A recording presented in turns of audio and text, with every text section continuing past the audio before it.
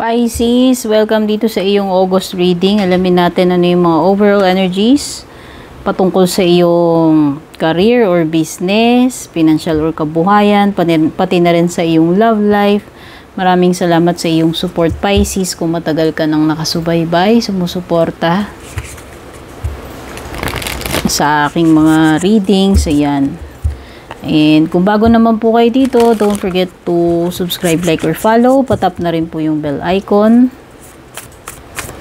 Shoutout sa ating mga channel members at sa ating page subscribers. Yung mga names nyo po naka-flex po sa end ng ating reading. Sa mga interesadong mag-inquire, mag-book ng personal reading ko, basahin nyo na lang yung description ng video. So, unang energy mo dito is Broken Arrow. Embrace the energy of peace.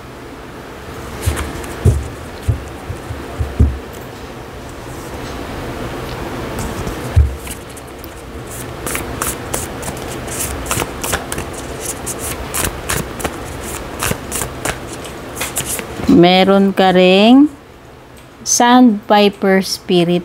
Be playful.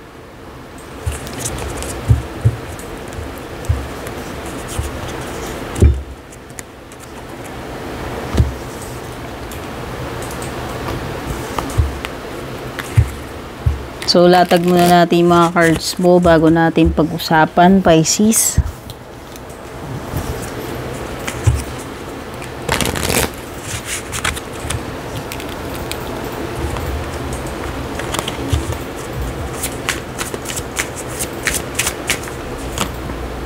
Meron kang fertility.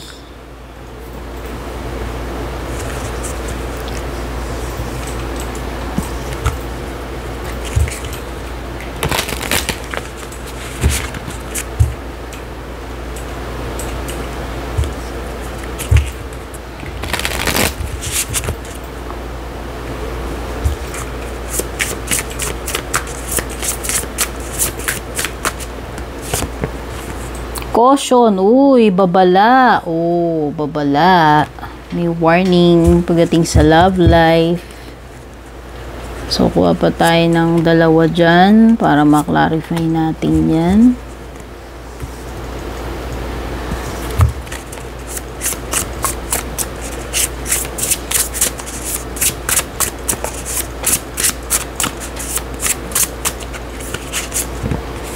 Queen of Swords, Gemini, Libra, Aquarius, air sign energy. Knight of Wands, fire sign energy naman, Aries, Leo, or Sagittarius. Meron ka ring 10 of Cups dito. 8 of Cups. At 5 of Cups.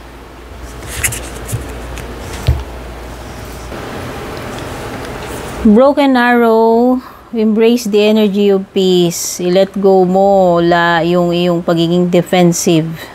Ayan, of yourself.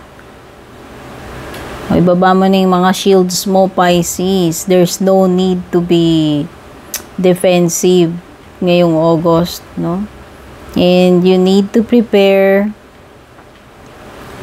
to offer peace. Ayan. Or accept peace. You are safe, ayan. So, baka masyado kang nagiging defensive, protective sa sarili mo. Sabi naman dito, there is no need for that ngayong August. Pwede kasing may mga situation na na-expose ka na kailangan mong maging, ano ba tawag dito, protektahan sarili mo, depensahan sarili mo. Yan, pwedeng masyado kang defensive sa mga nararamdaman mo. And it will come to an end ngayon August, no? So, ayan. So, ngayon makaka-make sure ka na you are safe. So, hindi mo na kailangan ng mga matinding armor or shield ngayong August na yan. Ayan, yung masyado kang naging defensive. And ito na yung time na ibababa mo na itong defenses mo ngayong August, no? So, medyo malalim to. Pwedeng may kinalaman din siya dun sa pride. Sabihin na natin na pwedeng iba sa inyo, bibitiwan nyo na yung pride, kakalimutan nyo na yung mga away-away, mga alitan, ayan. So, yun yung isa sa nakikita ko, nafe-feel ko rin dito. So, sa tingin ko, mas mangingibabaw yung peace, ayan. Ibababa mo na yung shield mo kasi pwedeng tapos na yung period ng mga samaan ng loob, awayan, matatapos na yung mga ganong klaseng energy ngayong August. So, nakikita ko dito is pagkakaayos, peace, and moving forward, Sabi ko nga parang idinadrop nyo na yung mga shields ninyo, idinadrop nyo na yung ego, yung pride, isasantabi nyo na yan, and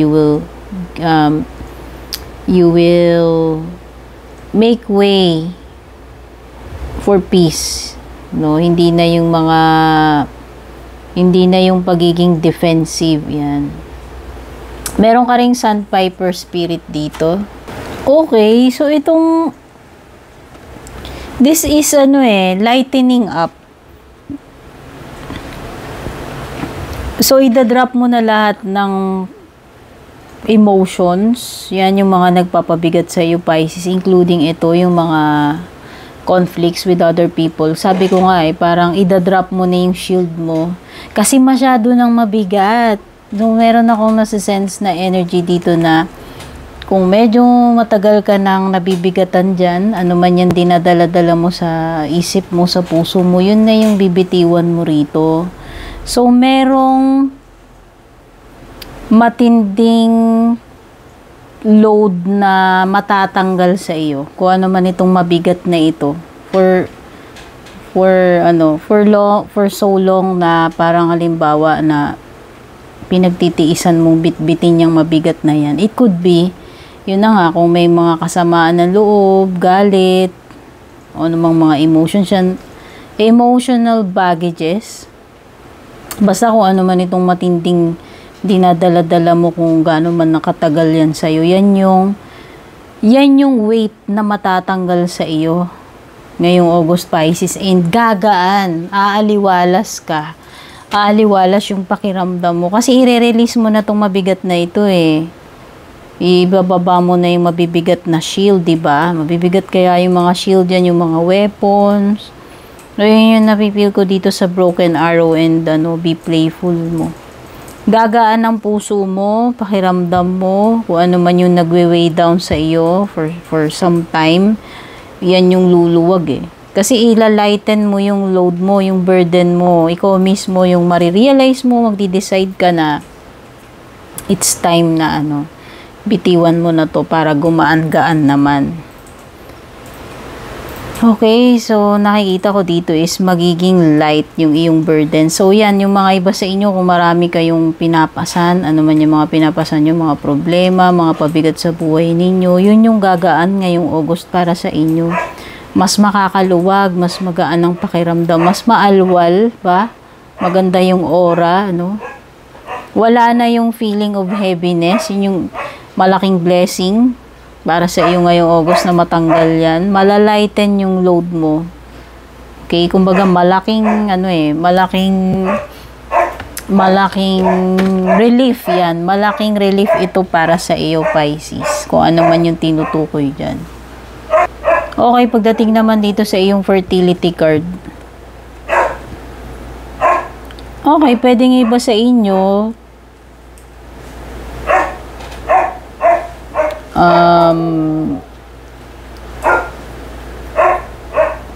fertility is pwedeng merong something na namumuo na pwedeng magbunga ng maganda para sa iyo. So parang merong kang kumbaga ito yung period ng masyadong maraming very productive, sabihin natin. So itong August mo, baka ikaw ay maraming ganap, napakasipag mo, napakarami mong Napakarami mong ma-accomplish. So, nakikita ko this is a period ng pagiging productive. Marami kang matatapos na gawain. Ayan. Yun yung nafe-feel ko. Very fertile. At saka, ang daming possibilities para sa iyo. Nakikita ko maraming creative ideas. Ayan, na nagpo-flow sa iyo. So, magagamit mo itong mga ideas na to. Kaya nga ikaw ay very productive kasi ang dami mong ideas and siguro nga as much as you can, gusto mo lahat itong ma-accomplish ngayong August, no? So, there is fertility. Something na namumuo. Meron din something na namumuo dito. Parang itlog and then mag-hatch yan. So, one day, etong mga pinagtutuunan mo ito ng iyong passion, ng creativity, nagiging productive ka, in the future, magbubunga ng maganda yan. Okay? Pero, for some of you, pwedeng yun na nga, masyado kayong, siguro, mas inuna ninyo yung career ninyo in the past. Baka mas yun yung talagang pinrioritize nyo. So, it's time ngayong August na paglaanan nyo naman ng oras yung family ninyo, wag puro trabaho. So, siguro baka yung iba sa inyo, single kayo, and yun na lang yung kulang sa inyo. Yan, pwedeng yung iba sa inyo dito, magpa-plan na kayo for your future, isipin nyo na yung pagpapamilya, kasi limbawa, accomplished ka na pagdating sa career mo. Pwedeng yun na nga lang yung kulang sa'yo. So, yung iba dito, ayan. Pwedeng, ayan sabi dito, it's time to think about family life and children. Kasi nga, nakapag-invest ka na ng maganda para sa iyong career, sa negosyo mo, siguro naman, it's about time na isipin mo rin yung future mo. O kung magpapamilya ka ba, bubuo ka ba ng pamilya, mag-aanak, yan yung mga ganyan.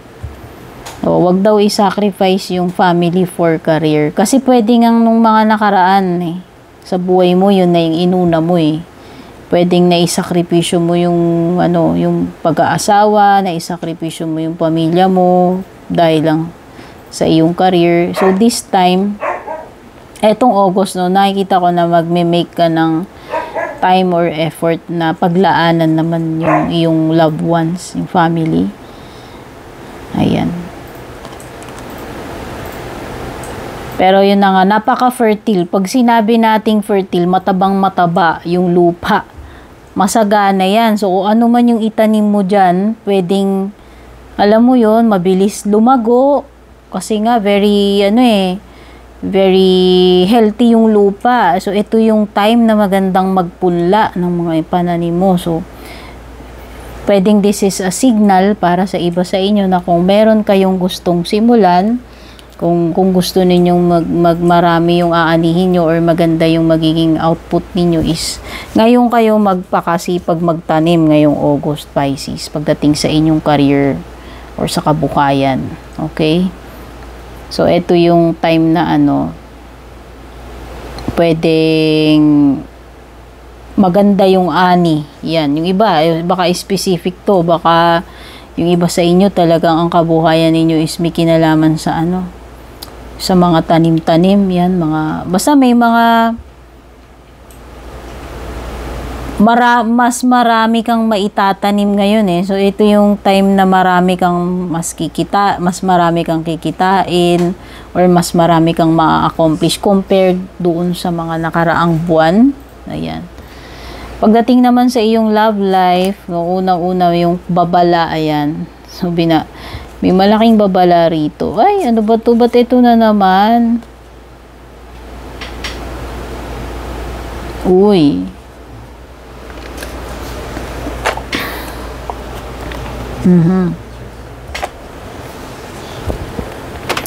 Babala kasi parang may nangangamoy dito na parang gumuguho na yung relationship ninyo.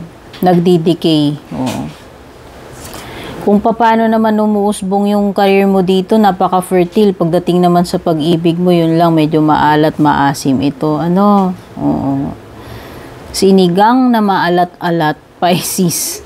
Yung dating ng love life mo. Uy, Baka yung iba kasi dito, yung jowa ninyo, nagpapaalam na meron silang mga business chorba, business trip, o meron outing yung company namin, pero ang iba pala ginagawa. Pwedeng may kinakatagpo, nag-check-in lang pala sila nung isa. So, yan. Ayan o, kasi may babala sa'yo eh. So, baka hindi lahat ng paalam sa'yo na itong jowa mo, ng asawa mo, ng person mo, lahat may kinalaman sa trabaho. Baka may tinatrabahong iba. Yun lang pumasok sa isip ko kasi parang meron ditong pagtatagpo, ayan o, at merong pagkuha-kuha ng hotel, motel, may pleasure, na akala mo business. So, baka naman yung alibay niya lagi, meron kaming,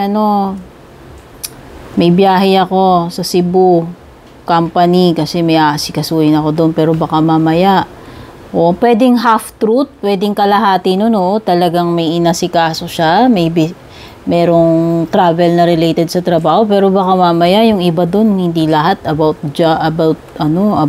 sa trabaho. So, wina-warningan ka lang.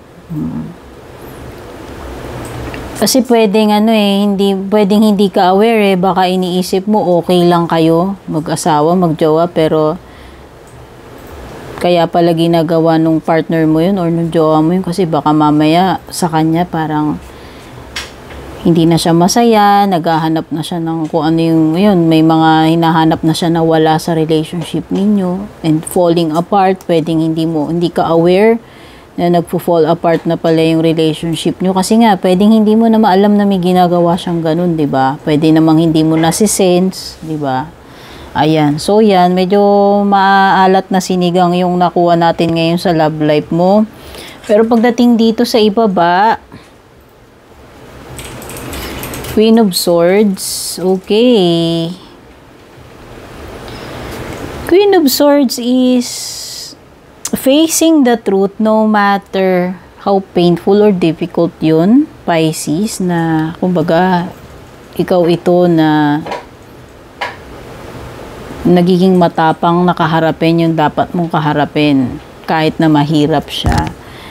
Ito yung, pwedeng ito person na to, divorce na, byuda, marami ng pinagdaanan na painful relationships. So sabihin na natin, si Queen of Swords, hindi na siya magdadalawang isip na putulin yung dapat putulin na connection dito kung talagang kinakailangan kahit gaano kasakit. Kasi sa dami ng naranasan nitong masakit sa buhay niya, ganun na siya kumbaga na, this is you. Kung meron ka mang pagdadaan ng mahirap na sitwasyon ulit, Pisces, pwedeng sa mga nakaraan mo, may naranasan ka ng mahirap. So, hindi mo na hindi ka na matitigok dito. Kumbaga, kakayanin mo to Ganun ka naka-strong. Kasi nga, may mga battle scars ka na, diba? So, siguro itong suggestion nitong card na to is maging prangka, diretso, or maging truthful ka sa sarili mo sa kung ano yung mga dapat mong kaharapin. Or kung meron ka mang dapat diretsuhin na tao, yun yung approach, no? Or kung meron ka naman ng dapat ng putulin dito. Okay? Ayan. So, pwedeng may Gemini, Libra, Aquarius energy dito. So, hindi kumbaga, na yan, kahit masakit, kakayanin mo yan. Yun lang yung energy na napipick up ko dito. Ganun ka naka-strong kasi nga marami ka ng battle scars. No? Kumbaga, marami ka ng pinagdaanan. Kung na-survive mo nga yung mga yun, ito, why not, diba? Yun yung energy nito. Diba? Tas sinamahan pa ng Knight of Wands. So, fire sign, Aries, Leo, Sagittarius, baka merong ganyan dyan. Ito, ikaw na pagiging fearless, courageous.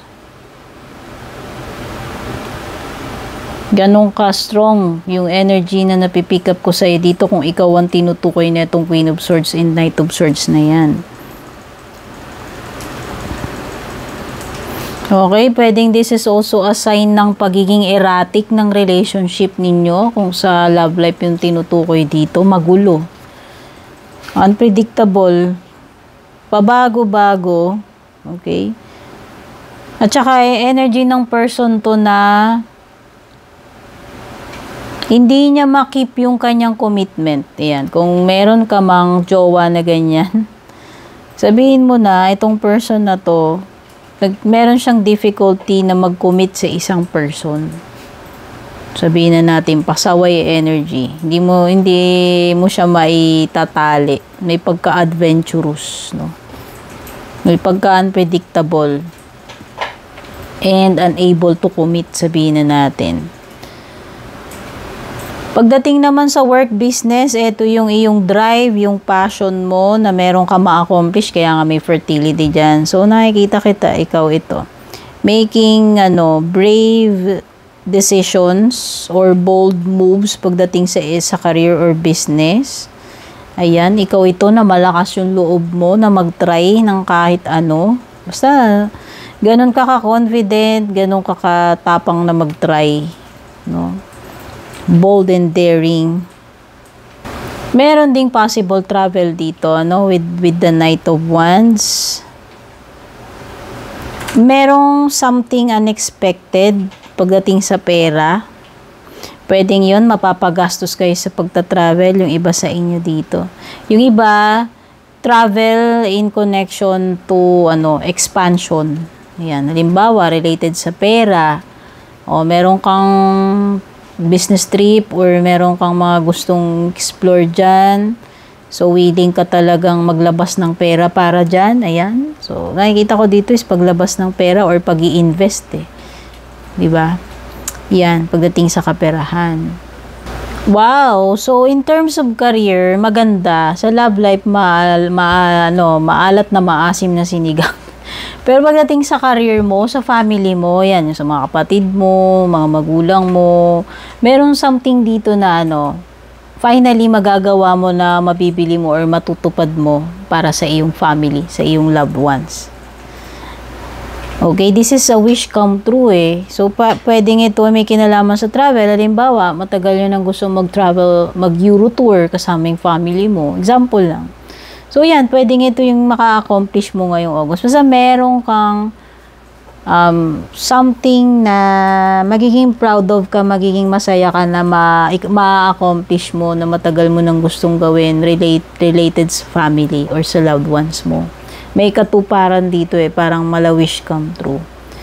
Ngayon, if this is about work, kung bago ka dyan, pwedeng nakuha mo yung magandang workplace, magandang company na kung saan maganda yung environment, hindi toxic, kasundo mo yung mga yung mga bago mong katrabaho, ayan, or nafi-feel mo na ikaw ay para kayong family doon. Ayan, close-closean, yan.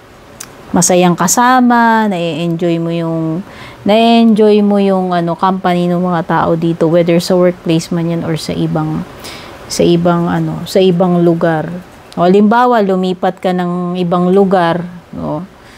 O nakabili ka ng bahay halimbawa sa sa BGC. Uy, yung mga bago mong neighbors doon, kasundo mo, masaya ka doon sa iyong bagong neighborhood, doon sa iyong bagong condo. Basta parang nami-feel ko dito is bago yung environment, bago yung mga kasama mo, bago yung lugar, pero parang at home kaagad doon, parang magaan yung loob mo, masaya ka doon. Ayan. So, yun yung energy na parang, hindi ka nagkamali doon sa nilipatan mo kasi mababait yung mga tao doon, wini-welcome ka nila na parang family. Yan. Feeling at home yan. Parang feeling at home, cozy. Or kung meron mga nawalay sa inyo na family members, so ayan, nakikita ko dito parang reunion, parang merong something na mabubuo. Kasi nga diba parang merong mga nagkabati-bati dito. So nakikita ko dito is mas happy, mas strong na yung family ninyo dahil natapos na yung mga gulo-gulo, yung mga samaan ng loob, yung mga away-away. Parang nanunumbalik yung harmony after the storm. Ayan, may rainbow. Tapos na yung mga mabibigat na moment. Sabi ko nga gagaan na aliwalas So yun, yung parang may together again energy dito, especially pagdating sa family. Ayan, ang ganda Kasi ito, 8 of Cups, unti-unti mo nang tinatalikuran yung mga unhappy. So mas pinipili mo nang maging masaya ngayon. Especially ngayong August, dito mo mafe-feel lahat yung mga bagay na yan. Sabi ko nga kung ano man yung mga burden na yan sa past, may mga nakasamaan ka man loob dyan na kamag-anak, kapamilya, or kaibigan, magiging together again na manunumbalik na yung peace, yung happiness. So ito, 8 of Cups, tinatalikuran mo na talaga yung mga yung unhappy, pagiging unhappy, and mas pinipili mo na ngayon yung maging positive, maging happy. Kaya kung merong mga dito, halimbawa, matagal na kayong hindi fulfilled sa career ninyo, sa trabaho ninyo, pwedeng ikaw ito, na kahit na matagal ka na dyan, may na-build ka na magandang reputation, magandang position, pero pwedeng hindi ka na happy dyan. Kaya baka maghanap ka rin ng willing ka na maghanap ng ibang opportunity sa iba na kung saan feel mo baka mas maging masaya ka doon, or baka mas maging fulfilled ka doon. Willing kang mag-take ng risk. Ayan. Willing ka na i-abandon kung anong meron dito kahit gaano pa yung na-achieve mo dyan, as long as iniisip mo na may possibility ka sa may ibang possibility na mas magiging masaya or fulfilled ka or complete ka doon.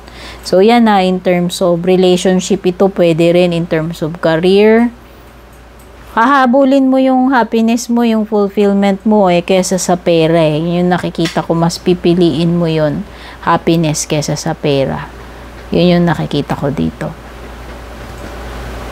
So, lakas talaga ng energy mo ng pag-move on dito with the 8 of Cups and 5 of Cups. So, hindi ka na magmumukmok.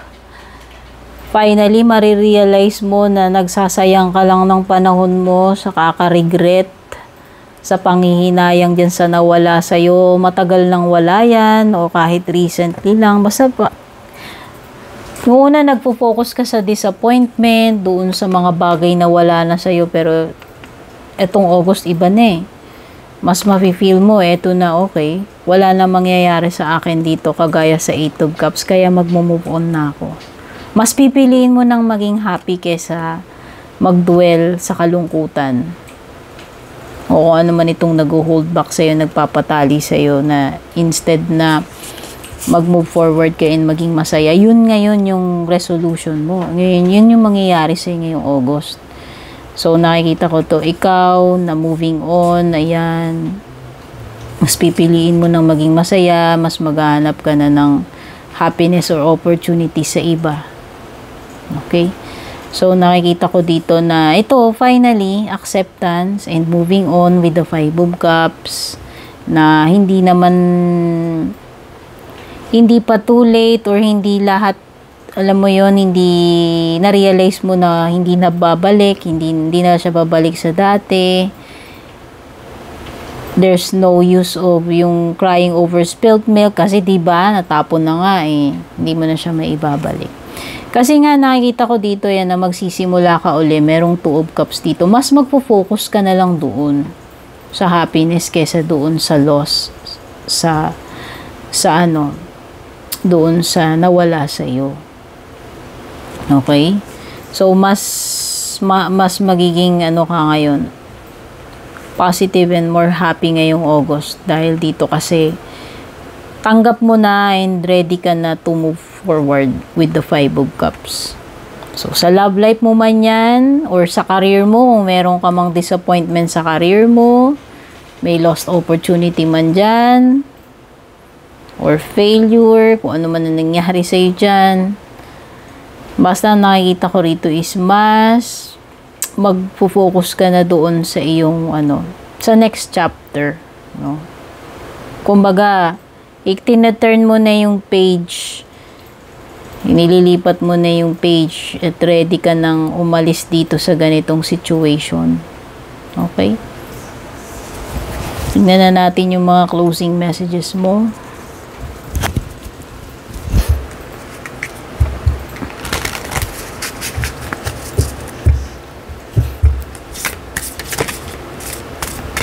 Lumilitaw to. Kunin natin kindness, needs, reassess, and passion. Nandito yung passion mo kay Knight of Wands. Nakikita ko nga. Kindness, unahin na natin. What if being kind to yourself really could change everything? Okay.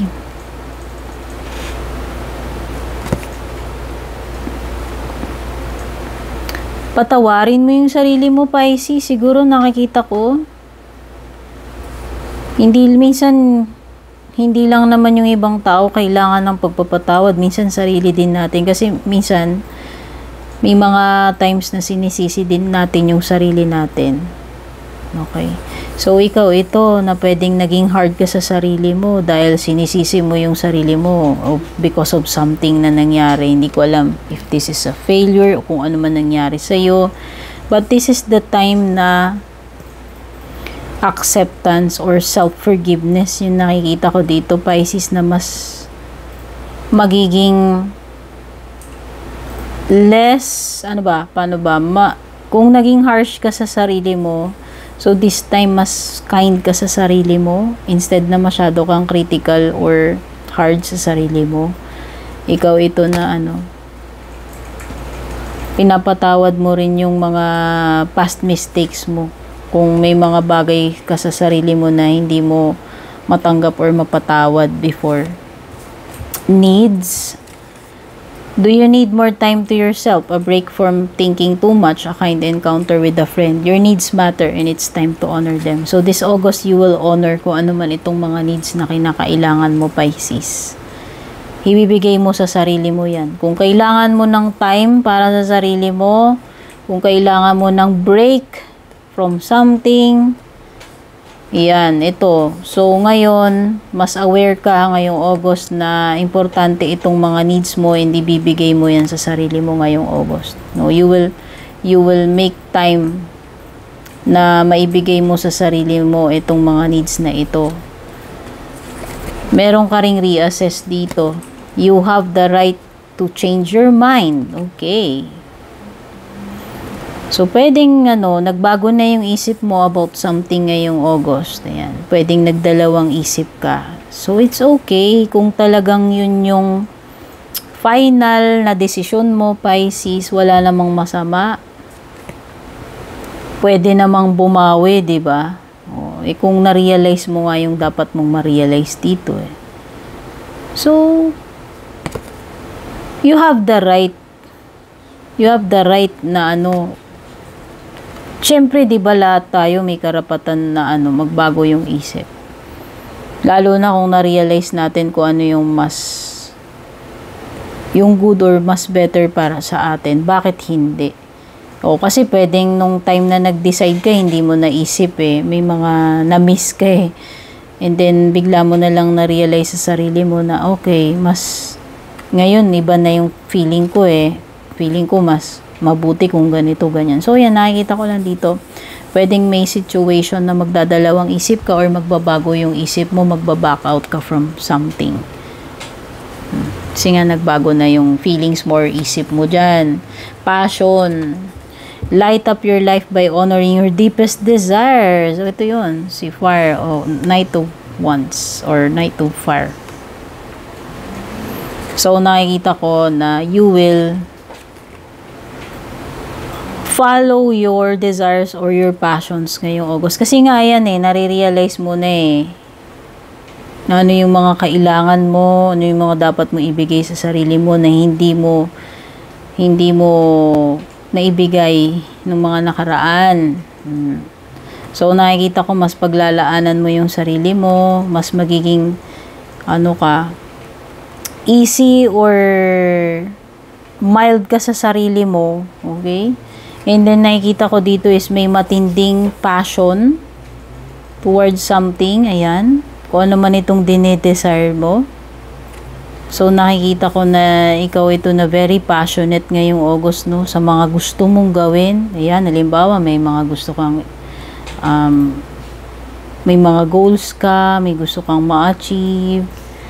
Ikaw ito na punong-puno ng passion and gagawin mo yung, kung ano yung mga yung tinitibok ng puso mo ngayong August, no? So, susundan mo itong passion mo, gagawin mo itong mga bagay na ito para ma-honor mo itong mga deepest desires mo. Okay, Pisces, sana makatulong sa itong reading. Take care. God bless. Babush.